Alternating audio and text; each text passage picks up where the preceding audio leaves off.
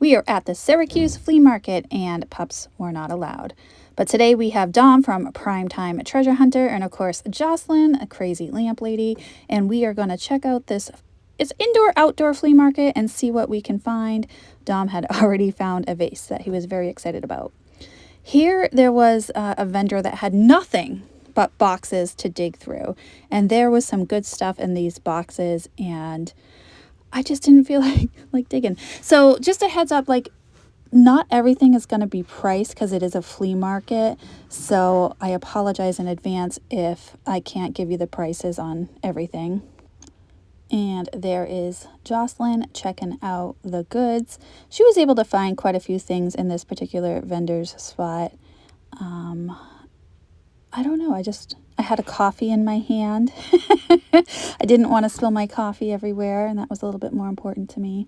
So here's just a preview of all the different boxes. Now the table was another story. That I could just look over real easily without a whole lot of effort. So there's nothing that I got at this particular vendor's booth, but Jocelyn got a few things, so some luck. And then I'm asking Jocelyn what she found. I'm like, what is that?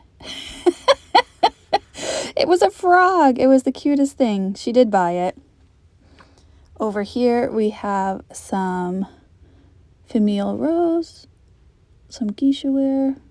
I was trying to see if it was the see-through kind, where sometimes there's a little geisha at the bottom of the cup, but this particular set didn't have any. Still fun to look at though. And then there was this little planter. It was Mary. And again, no prices on these items, so I wasn't sure how much any of those items were. But still fun to look through. And then over here, I found this box to be very eye-catching. I believe that was $20. Nothing I needed, but I still wanted to look at it. It looked vintage to me. See, the thing about a market is there's a mix. It's like a big mix of modern, new, old, vintage, antique. So that's why I like flea markets, because you never know what you're going to find there. That canister was really pretty. Definitely had a vintage vibe to it. And then over here, there was Syracuse china, which I was not surprised to see considering we are in Syracuse. Lots of vendors had fruits and vegetables. I love that about flea markets. Typically, I will stock up and buy some fruits and vegetables. I didn't at this particular market because I am holding out for the orchard because it is apple season and I really want some local fresh apples. This vendor had some fun old ephemera. There were some games. I was trying to get down to this box of Christmas. So I thought those were going to be some mercury glass beads, but they weren't, just regular plastic beads. There's a cute little Santa in there, reindeer. Nothing that really caught my eye. More Christmas over here. They had some push pin ornaments. That was definitely an old mercury glass bulb. And I think they wanted $6 for the entire box, if I remember correctly. And I just didn't want everything that was in there. And then look at these little nuns. They were adorable. Whales, I believe, from Japan.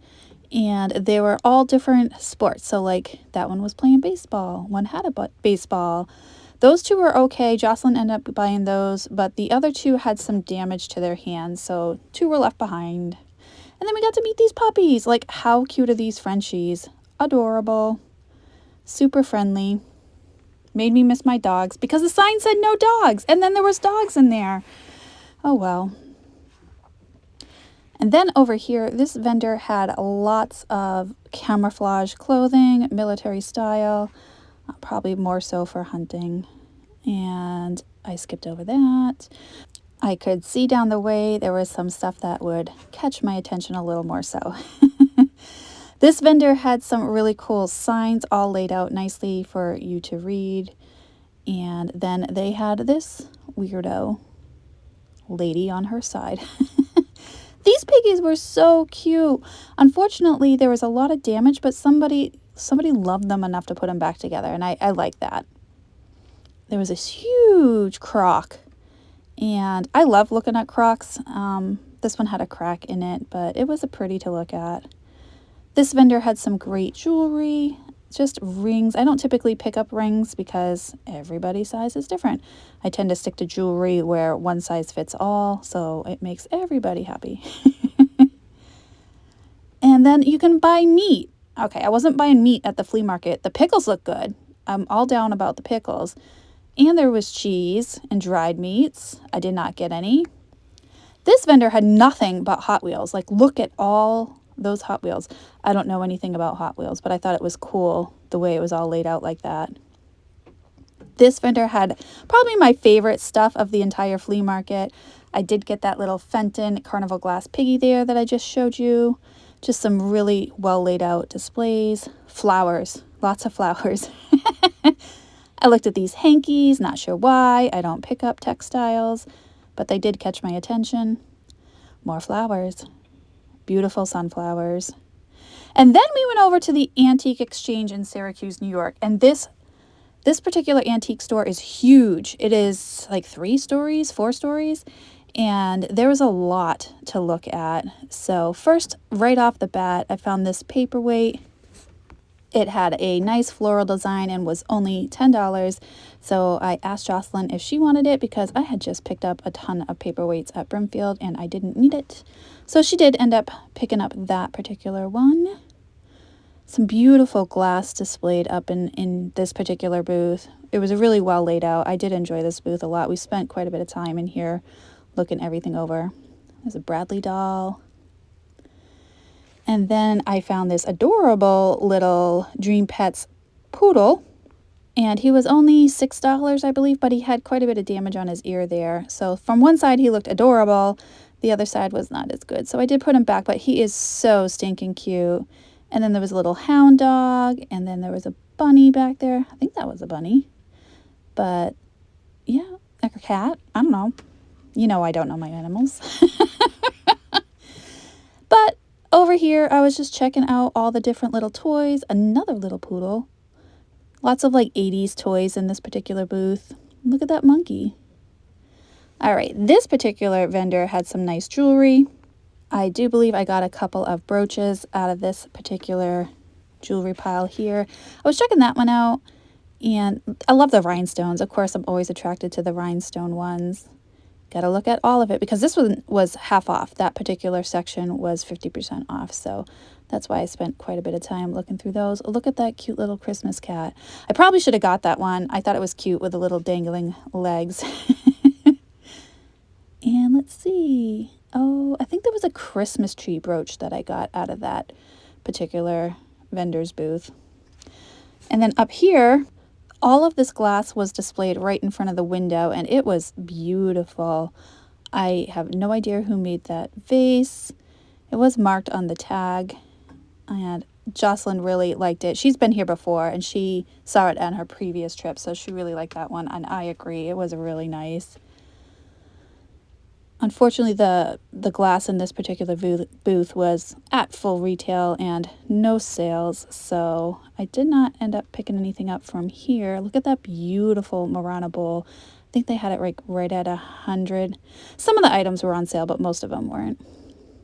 And then I love the way this particular, I don't want to say booth, because it was more just well laid out window cases. See how they're like have their own little section, and I thought that was really clever, especially for some high-end glass like some Murano.